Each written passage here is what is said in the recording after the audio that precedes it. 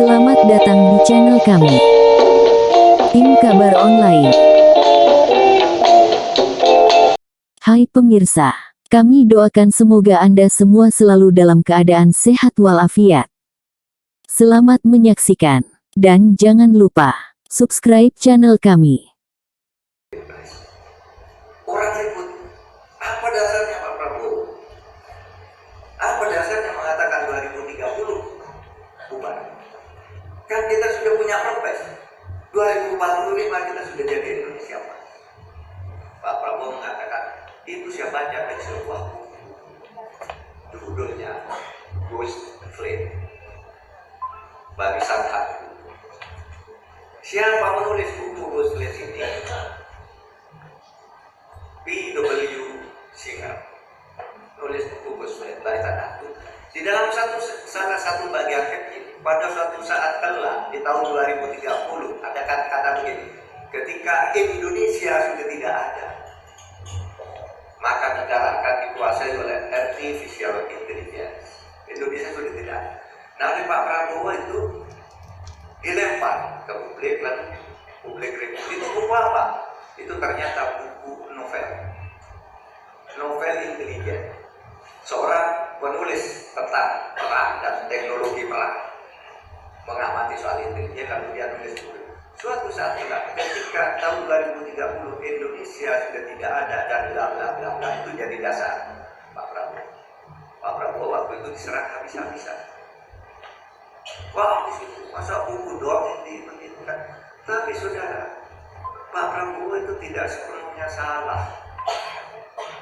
Waktu itu saya bilang tidak sepenuhnya salah. Kalau berdasar hitungan ilmiah, menurut PricewaterhouseCoopers dan menurut McKinsey, Indonesia itu akan menjadi Indonesia emas dengan ciri-ciri seperti tadi.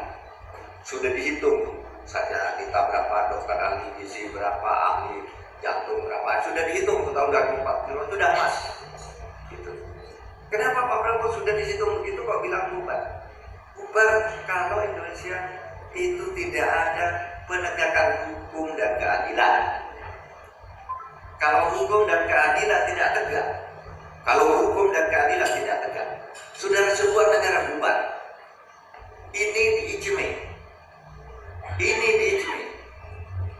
Maka saya katakan, bagaimana dulu Nabi pernah mengeluarkan hadis yang sangat terkenal yang hampir semua kita hafal.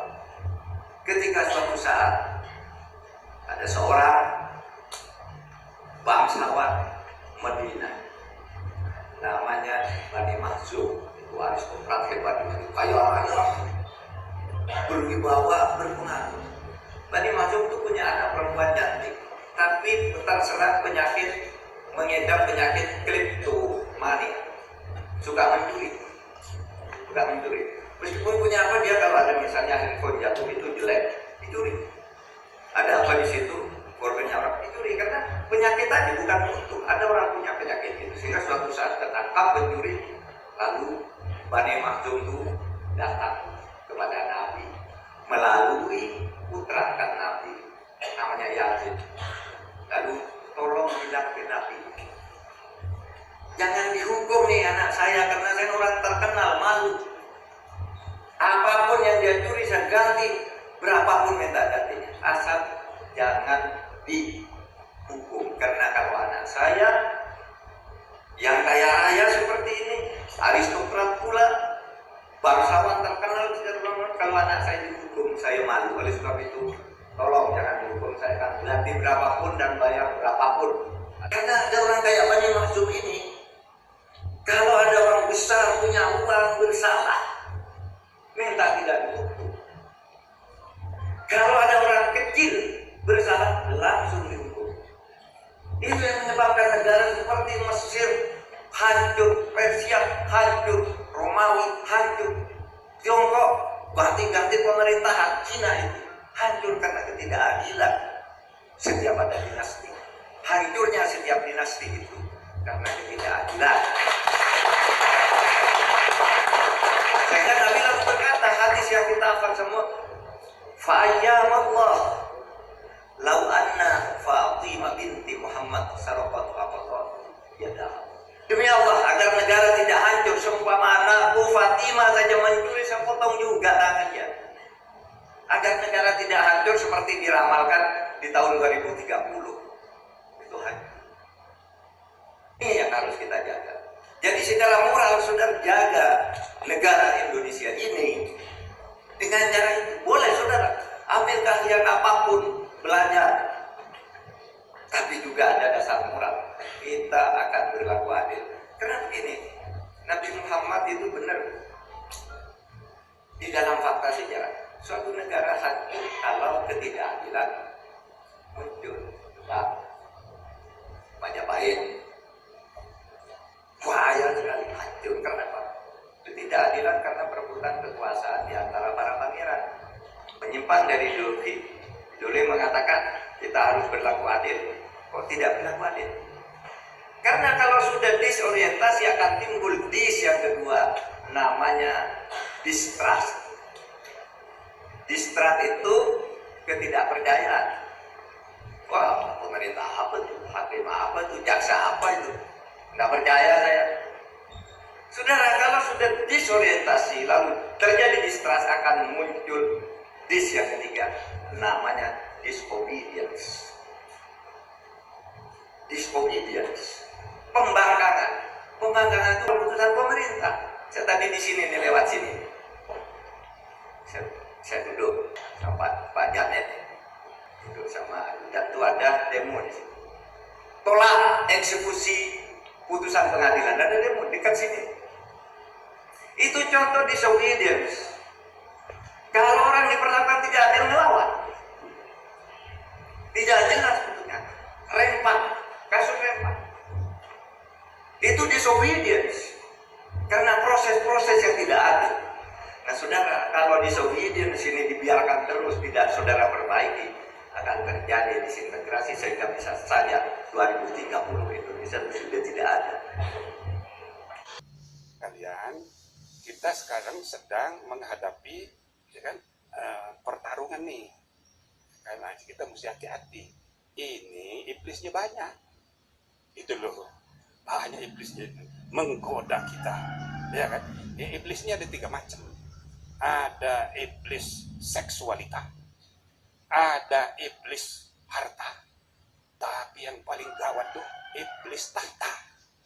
Kalau iblis seksualitas mainnya diam-diam. Sembunyi-sembunyi. Tapi kalau iblis itu kekayaan, harta, waduh mulai ribut. Tapi yang paling ribut adalah iblis tahta. Pakai toa kalau lagi demo. Begitu. Kalau lagi bertengkar tuh semua gitu. Nah, oleh karena itu mari kita ya kembali ke nurani dan kembali ke akal sehat untuk menuntun hidup kita, menuntun umat kita, menuntun warga bangsa kita ke arah yang benar. Itulah tugas kaum intelektual. Nah, kalau urusan yang pemilu ini laibun walahun, ini permainan hidup saja ini. Ini capres semuanya ini, ijmi semua. Nah, itu Pak Prabowo itu salah satu tokoh yang sejak awal ya membantu kita walaupun dia masih belum pensiun. Sama kayak Pak Hartono, Panglima Brawijaya di Malang, di Surabaya. Waduh, besar sekali bantuannya kita waktu Munas pertama itu. Dan Pak Wiranto waktu dia ajudan presiden, dia bisik-bisik sama Pak Habibie, Pak, nanti kalau saya pensiun saya mohon ikut ijmi. Sudah begitu dia. Dan ngomong juga sama saya waktu saya menggerakkan pertemuan 5 agama, cendekiawan 5 agama di DKI, dia kasdam, dia datang mengamankan saya. Dia cerita, pokoknya Pak, ini kita amankan. Jadi di tentara itu termasuk Wiranto, termasuk banyak sekali, termasuk Prabowo. Jadi ini orang kita sedikit dan dia dalam kepengurusan penasehat. Nah gitu, ya kan? Nah, tapi yang namanya Anies Baswedan, loh, Anies Baswedan ini ijmi sekali.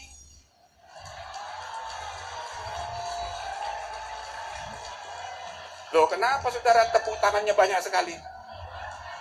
Nah, saya mau cerita ini. Jadi, saya ikut peresmian dengan Pak Wardiman, meresmikan ijmi di Yogyakarta. Anies Baswedan itu tukang jemput kita.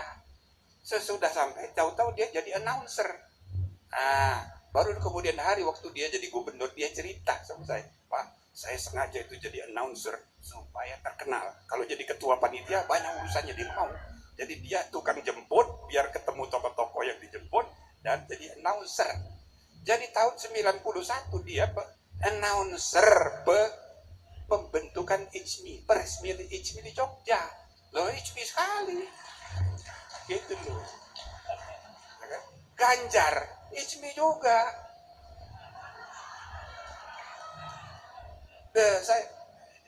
Jadi ICMI di Jawa Tengah itu banyak dibantu sama dia. Saya ketua pembina sekolah Yayasan Al-Azhar. Satu kali saya mengunjungi ke Surakarta itu ada IBIS, Sekolah Internasional Al-Azhar. Bagus sekali. Saya lihat yang meresmikan Ganjar. Saya telepon dia. Terima kasih ya. Iya Pak, itu di dekat rumah kampung halaman saya. Jadi saya siap pokok bantu semua. Jadi dia Al-Azhar juga itu. ICMI sekali juga. Nah, jadi saudara-saudara semua ICMI ini. Wakilnya Mahfud, saya kan anggota ICMI juga di Kahmi, Muhaimin, PMI, tapi dia juga anggota ICMI ada.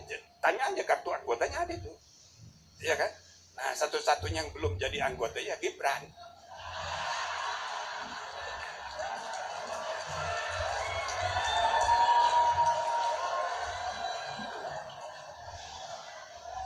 Jadi saya sudah dengar ini katanya Muhaimin mau datang, ya kan? Mahfud sudah datang. Loh, kok kurang satu? Kenapa nggak ngundang Gibran? Ya rupanya. Saya tanya ketua umum, kenapa begitu? Oh iya, kita lupa. Jadi kata Pak Ketua Umum, udah kita undang aja nanti bulan Desember kita kasih kartu anggota. Maka Gibran pun akan menjadi anggota ICMI. Jadi saudara-saudara sekalian, alhamdulillah kita syukuri, saya tidak usah terlalu lama bicara, karena sebagian waktu saya sudah diambil oleh Pak Ganjar, saya ikhlaskan. Dan karena Prabowo pun sudah datang, saya ikhlaskan mengurangi jatah saya. Nah, jadi saya tidak usah lama-lama, apalagi di sini saya minta izin, saya harus kuliah umum di UI, dan malam saya langsung pulang karena besok saya sebagai ketua Dewan Penasihat di Kopin. Penasihat juga saya di Kopin. Jadi saya ini ada 14 jabatan penasihat teman-teman ini. Ya, cuma kekurangan penasihat ini kita memberi nasihat didengar atau tidak didengar. Begitu. Terima kasih sudah menonton. Dan jangan lupa dukung channel kami dengan cara tekan tombol subscribe. Sampai jumpa.